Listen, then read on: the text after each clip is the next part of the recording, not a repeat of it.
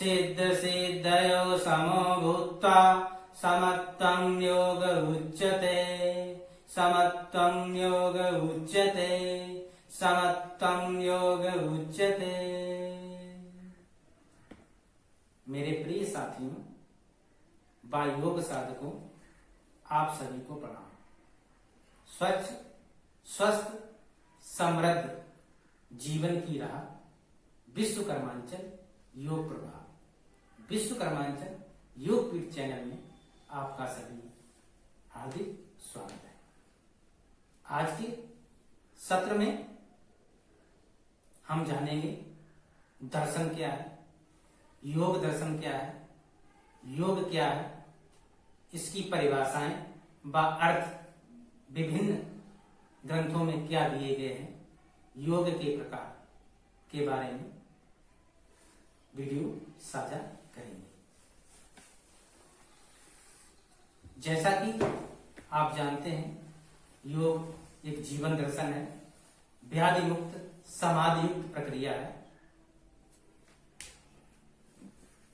इस भाग की शुरुआत करने से पहले हम जानेंगे दर्शन क्या है। दर्शन संस्कृत के 10 धातु से बना है, जिसका की अर्थ है तत्व ज्ञान। तत्व ज्ञान जो मानव के दुखों की निवृत्ति के लिए परम आवश्यक है। भारतीय दर्शनों की उत्पत्ति वेदों से हुई है। भारतीय दर्शन 2 प्रकार के बताए गए हैं, आस्तिक दर्शन और नास्तिक दर्शन। आस्तिक दर्शन 6 प्रकार से हैं: सांख्य दर्शन, न्याय दर्शन, योग दर्शन, वैशेषिक दर्शन, मीमांसा दर्शन, वेदांत दर्शन। नास्तिक दर्शन 3 प्रकार के हैं: बौद्ध, जैन, चार्वाक। योग दर्शन के प्रणेता महर्षि पतंजलि हैं, जबकि योग के जन्मदाता भगवान शिव को कहा जाता है। महर्षि पतंजलि ने पतंजलि योग सूत्र की रचना की, जिसमें उन्होंने 4 पाद के अंतर्गत 195 सूत्र लिखे।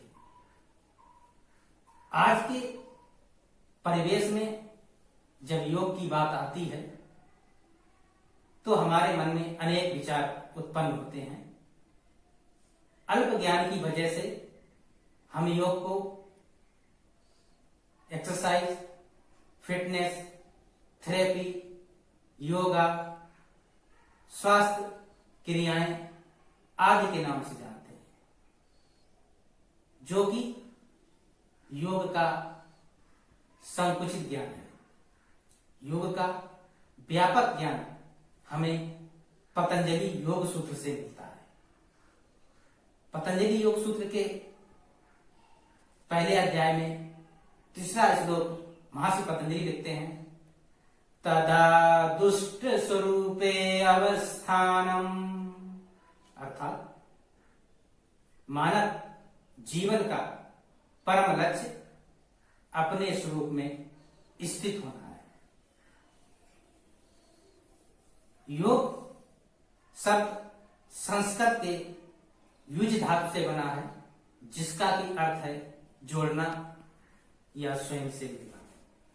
अर्थात शरीर का मन से, मन का शरीर से, शरीर का मन से, मन का आत्मा से, आत्मा का परमात्मा से जुड़ना ही योग है।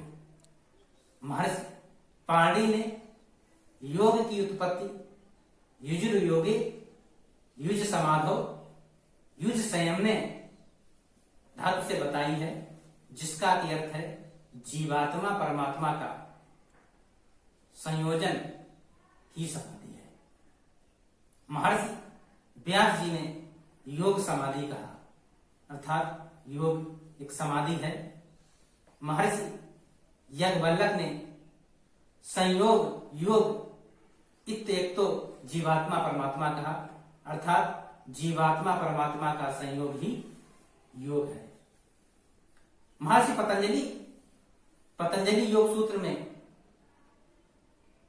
पहला ही सूत्र लिखते हैं, योगा अथ अनुशासनम, अर्थात योग अनुशासन का विज्ञान है।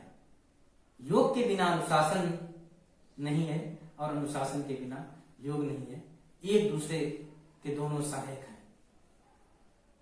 इसी में महर्षि पतंजलि दूसरा सूत्र लिखते हैं, योगस्य चित्त वृत्ति निरोधा, अर्थात योग से चित्त की वृत्तियों का निरोध होता है। चित्त जो कि 5 प्रकार का होता है, चित्त, मूढ़, विचित्त, एकाग्र, निरुद्ध। 5 वृत्तियां प्रमाण, विपर्य, विकल्प, स्मृति, निद्रा। 5 वृत्तियां के बारे में हम अलग से वीडियो साझा करेंगे। आगे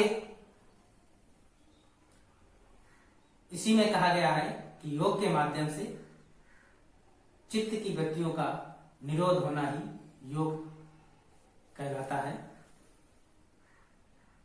भगवत गीता में 18 अध्याय हैं, जिसके दूसरे अध्याय में 48वां श्लोक है, योगस्था कुरु कर्माणि संयत त्यक्त्वा धनंजय सिद्ध सिद्धयो समो भूत्वा समत्वं योग उच्यते।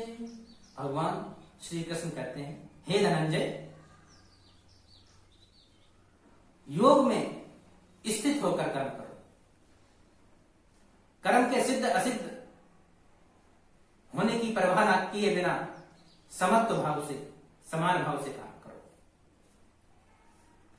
इसी अध्याय में 50वां श्लोक है, जिसमें भगवान श्री कृष्ण अर्जुन से कहते हैं, बुद्धि तो जहाती है उभे सुकृत दुष्कृते तस्मद्धोगाय युजस्व योगा कर्मसु कौशलम। अर्थात भगवान श्री कृष्ण कहते हैं, हे अर्जुन, बुद्ध युक्ति काम करो। सभी शुभ अशुभ कर्मों से निवृत्त ही योग की कर्म हो सकता है। अभी आपने योग के बारे में जाना, अब हम योग के प्रकार के बारे में जानते हैं, समझते हैं कि योग के प्रकार क्या होते हैं। सामान्यतः आपने बहुत से योग के प्रकारों के नाम सुने होंगे, लेकिन जो हमारे ग्रंथों में योगों के विभिन्न प्रकार वर्णित हैं, उनके बारे में हम कुछ संक्षेप में प्रकाश डालते हुए आगे बढ़ते हैं।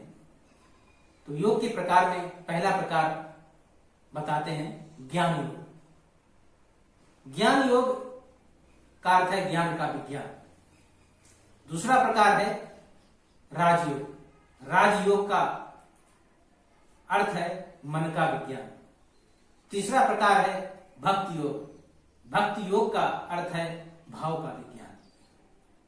चौथा प्रकार है मंत्र योग। मंत्र योग का अर्थ है मंत्र का विज्ञान। 5वां प्रकार है नाद योग। नाद योग का अर्थ है स्वर का विज्ञान। 6वां प्रकार है कर्म योग। कर्म योग का अर्थ है कर्म के फल की इच्छा किए बिना कर्म करना। 7वां प्रकार है कुंडलिनी योग। शिव व शक्ति का मिलन ही कुंडलिनी योग है। 8वां प्रकार है हठ योग, जिसको कहते हैं प्राणों का विज्ञान। और 9वां प्रकार अष्टांग योग, यम, नियम, आसन, प्राणायाम, प्रत्याहार, धारणा, ध्यान, समाधि। अभी हमने विभिन्न योग के प्रकारों के बारे में जाना। आगे हम इसी के जो मुख्य प्रकार 2, इसमें से हठ योग और अष्टांग योग, इनके बारे में डिटेल से जानेंगे। इनके क्या सैद्धांतिक पक्ष हैं, क्या क्रियात्मक पक्ष हैं, इनके बारे में जानेंगे। हठ योग प्राणों का विज्ञान और अष्टांग योग योग के 8 अंग, इसी के साथ वो